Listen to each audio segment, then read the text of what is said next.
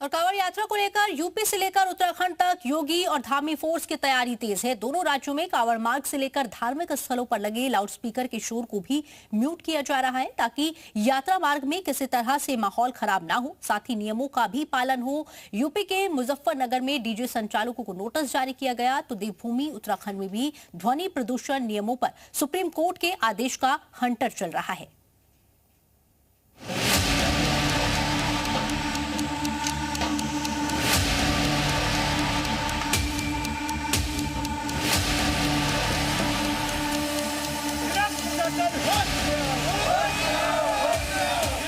उत्तराखंड में supreme court के निर्देशों का कड़ाई से पालन कराने के लिए धामी फोर्स सड़कों पर उतरी हुई है। इस बीच धर्मनगरी हरिद्वार में सुप्रीम कोर्ट के आदेशों का पालन कराने के लिए एसएसपी हरिद्वार के निर्देश पर पुलिस शहर और देहात दोनों ही इलाकों में एक साथ विशेष चेकिंग अभियान शुरू किया।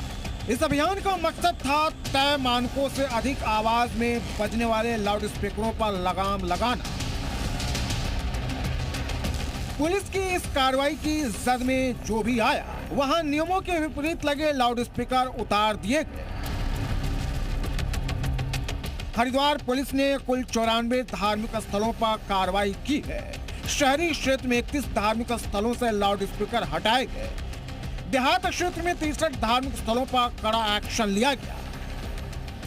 कार्रवाई के दौरान पुलिस ने मौके पर ही ध्वनि प्रदूषण नियंत्रण से जुड़े नियमों और सुप्रीम कोर्ट के दिशा निर्देशों की कॉपियां दिखाई ताकि किसी को भी कोई भ्रम न रहे। साथ ही धार्मिक समितियों को दो टूक शब्दों में सख्त हिदायत दी गई कि बिना अनुमति के दोबारा लाउड स्पीकर नहीं बजेंगे।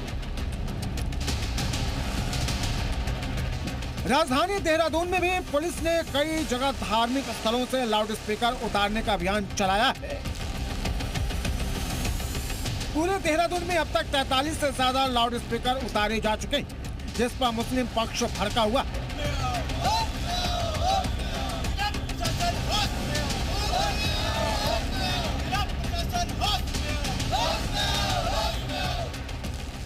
इस कार्रवाई को असंवैधानिक बताते हुए मुस्लिम समाज के लोगों ने विकास नगर तहसील के उप जिलाधिकारी के जरिए राष्ट्रपति के नाम एक ज्ञापन सौंपा, जिसमें कार्रवाई को गलत ठहराते हुए रोकने की मांग की गई।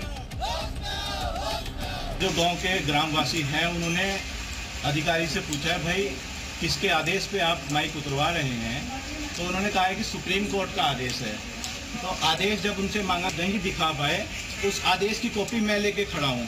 ये 2021 का आदेश है और इसमें सिर्फ और सिर्फ डेसिबल का लिखा हुआ है, वॉल्यूम का, जिसको एक सीमा में रखा जा सकता है ताकि किसी को परेशानी ना हो। और बाकी माइक उतारने का इसमें कोई प्रावधान नहीं है। इसीलिए मैं इस कार्यवाही को असंवैधानिक कहता हूँ। हमारी मांग ये है कि जो कार्यवाही एक तरफा हो रही है, वैसे तो ये कार्यवाही असंवैधानिक है, इसको रोकना चाहिए। मैं शासन और प्रशासन से निवेदन करना चाहता हूँ इस कार्यवाही को रोका जाए, अन्यथा बहुत बड़ा जनसैलाब पचमढ़ की सड़कों पे नजर आएगा। इधर यूपी में भी कांवड़ यात्रा को शांतिपूर्ण, सुरक्षित और व्यवस्थित ढंग से संपन्न कराने के लिए पुलिस ने सख्ती बढ़ा दी है। मुजफ्फरनगर में 3 राज्यों के 348 डीजे संचालकों को नोटिस जारी किया। यात्रा के दौरान निर्धारित मानकों का पालन करने के निर्देश दिए गए। पुलिस प्रशासन के आला अधिकारी की हुई बैठक में कांवड़ यात्रा को लेकर कई अहम फैसले लिए गए। डीजे संचालकों को सख्त हिदायत देते हुए स्पष्ट किया है कि नियमों की अनदेखी, हुड़दंग या आपत्तिजनक गाने बजाने पर संबंधित डीजे संचालकों और आयोजकों के खिलाफ कानूनी कार्रवाई की जाएगी।